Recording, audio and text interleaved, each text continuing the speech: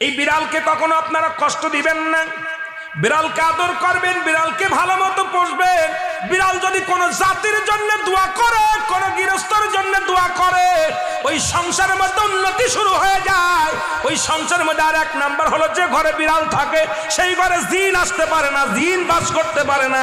আর একটা ঘোষণা শুনেন, নবীজি বলে গেছেন, যে ঘরের মধ্যে বিড়াল ছানা বাস করে ওই ঘরের মধ্যে জিন জাতি প্রবেশ করতে পারে না।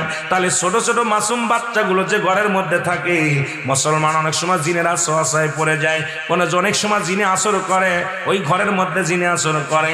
যে ঘরের মধ্যে বিড়ালকে আদর করে বিড়াল থাকে, ওই ঘরের মধ্যে বিলাই বিড়াল বিড়াল বিলাই বিলাই, এইটা যার ঘরের মধ্যে আছে, এই ঘরের মধ্যে দুষ্ট জিনেরা আসতে পারে না। জোরে জোরে চিল্লায়া বলা যাবে না মারহাবা।